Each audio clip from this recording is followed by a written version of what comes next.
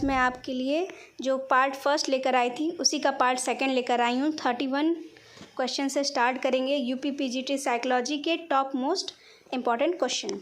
31 चुकिंग किसे कहते हैं? तो इसका क्या राइट आंसर होगा? एक स्मृति प्रक्रिया है जिसके द्वारा विभिन्न प्रकार की सूचनाओं को मिलाकर एक उच्चीकरण इकाई की जाती है। क्वेश्चन नंबर 32 अर्थगत स्मृति के सेट थ्योरेटिक मॉडल का प्रतिपादन किसने किया था? थ्योरेटिकल किसने किया था? मेयर ने। क्वेश्चन नंबर 33 अर्थगत स्मृति के आनुक्रमिक नेटवर्क मीन्स इनहेरिटेबल नेटवर्क का प्रतिपादन किसने किया था? किसने किया था? क्विलियन ने। क्वेश्चन नंबर 34 अर्थगत या शब्दार्थ विषयक स्मृति सेमेंटिक मेमोरी के संगठन के कई प्रकार हैं।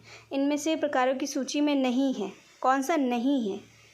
ठीक है, ये ध्यान देना है आपको। तो कौन सा नहीं है? अवस्था संरचना मतलब स्टेज स्ट्रक्चर।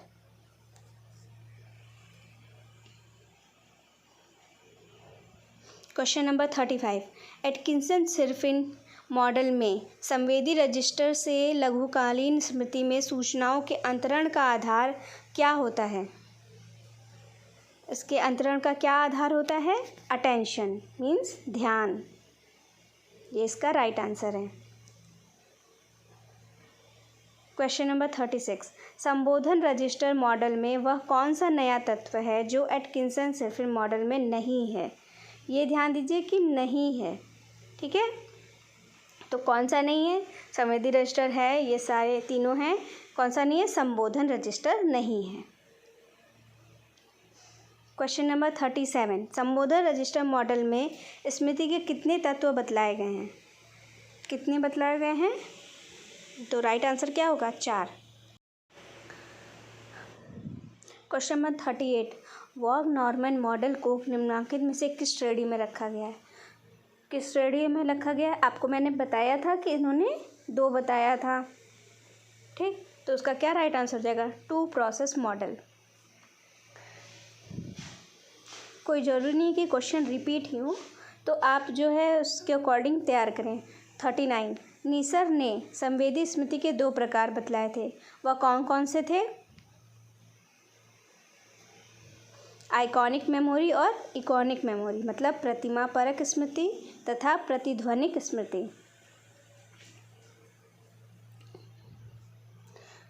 क्वेश्चन नंबर 40 प्रतिमा परक स्मृति की कुछ विशेषताएं हैं जो उसे प्राथमिक और गौड़ स्मृति से अलग करती हैं। तो निम्नलिखित में से उन विशेषताओं में नहीं रखा जाता। क्या नहीं रखा जाता है? तो राइट आंसर क्या हो जाएगा आपका? डायरेक्शन मतलब दिशा।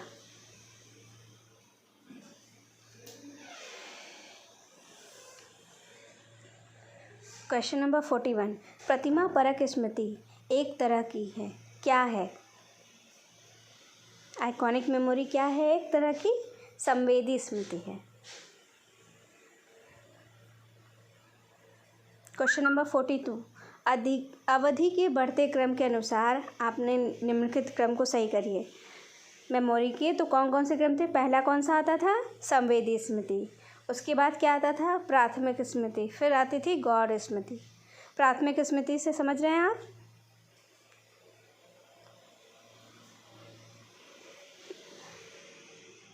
क्वेश्चन नंबर 43 निम्नांकित में से असत्य कथन बतलाना है। इसमें से इन तीनों में से कोई एक असत्य कथन है और 2 सत्य होंगे। तो या तो आपको 2 पता हो सत्य या तो एक असत्य है। तो क्या होगा? लघुकालीन स्मृति पर अर्थगत कूट संकेतन का प्रभाव पड़ता है जबकि दीर्घकालीन पर ध्वनिक कूट संकेतन का प्रभाव पड़ता है। क्वेश्चन नंबर 44 लघुकालीन स्मृति में शक्ति विषयों या पाठों की कुछ विशेषताएं होती हैं। निम्नांकित में से लघुकालीन स्मृति की विशेषता में रखा जा सकता है। किसे रखा जा सकता है? शॉर्ट टर्म मेमोरी में किसे रखा जा सकता है? तो उसका क्या राइट आंसर हो जाएगा? हो जाएगा विषय को एकाध प्रयास में ही सीख लेना। कभी कभी ऐसा होता है कि हम बिना एक ही बार के प्रयास में उसे सीख जाते हैं, तो उसे हम रख सकते हैं। क्वेश्चन नंबर 45 मेल्टन के अनुसार विस्मरण में सबसे अधिक किसका योगदान था? किसका योगदान था? प्रतियोगिता तथा अनादिगम दोनों का।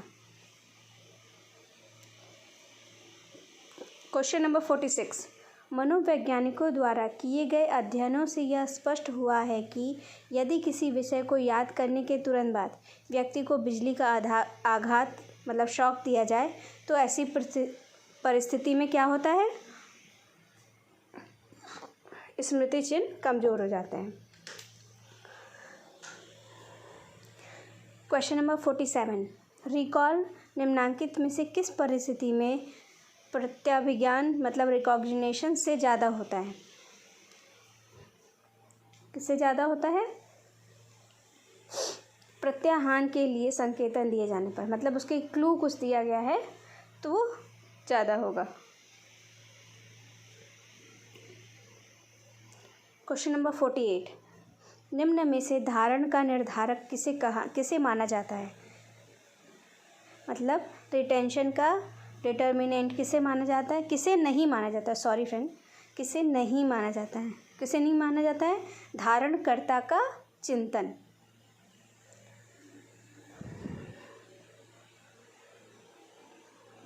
क्वेश्चन नंबर 49, क्रमिक सीखना मतलब सीरियल लर्निंग में नवीनता प्रभाव क्या है? क्या है? सूची से अंतिम भाग के एकांशों का उत्तम प्रत्याहन।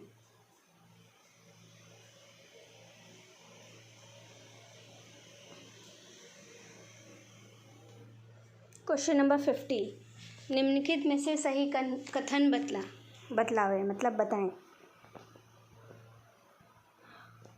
आपको या तो 3 कथन सही पता हो या तो एक कथन गलत पता हो, मतलब कथन आपको क्लियर होने चाहिए। तो क्या है?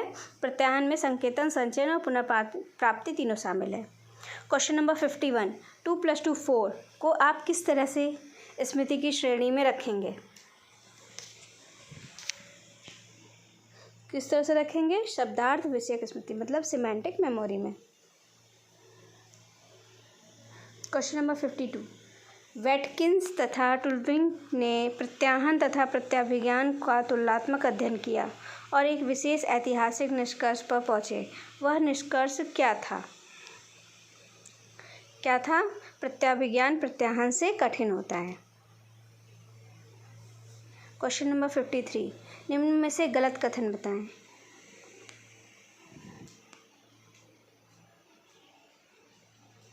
स्मृति में संकेतन की प्रक्रिया सबसे पहले होती है। पुनः प्राप्ति से क्या तात्पर्य है? क्या तात्पर्य है? मन में संचित सूचनाओं का उपयोग करना।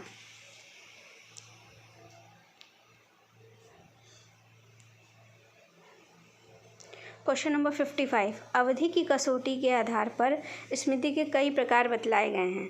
निम्नांकित में से किसे उन प्रकारों में सम्मिलित नहीं किया जा सकता है?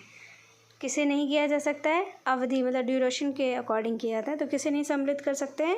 एपिसोडिक मेमोरी मीन्स घटनाजन्य स्मृति। क्वेश्चन नंबर 56, स्मृति के क्षेत्र में किए गए प्रयोगात्मक अध्ययनों से स्पष्ट हुआ है कि स्मृति के 3 मुख्य तत्व हैं, तो निम्नांकित में से उन तत्वों में शामिल नहीं किया जा सकता।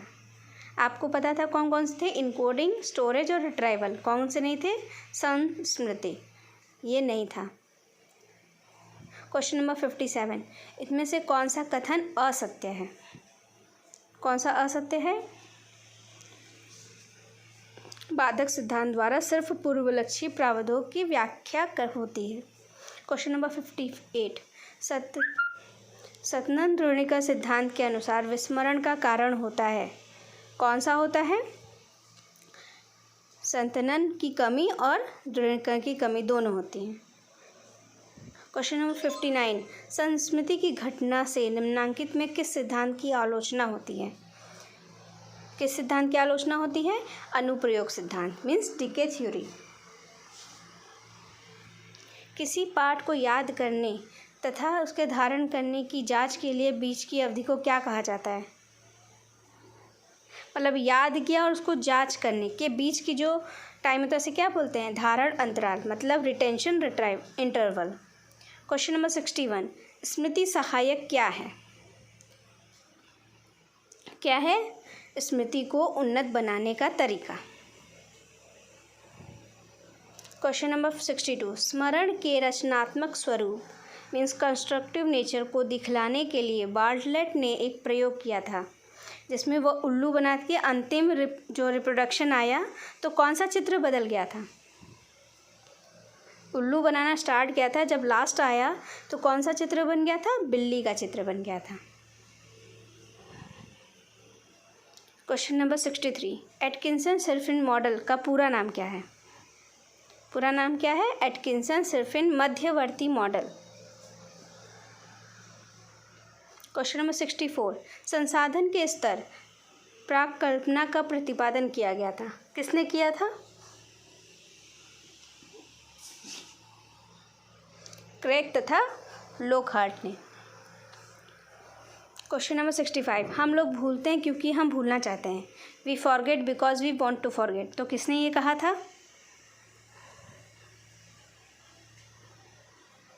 फ्रॉइड ने कहा था। ठीक है फ्रेंड, नेक्स्ट क्लास जो है वो बहुत जल्दी आएगी, कॉन्सेप्ट क्लास रहेगी। और अगर आपको क्वेश्चन आंसर की और सीरीज़ चाहिए तो आप मुझे प्लीज़ कमेंट में बतला दीजिएगा, मैं ज़रूर ले आऊँगी।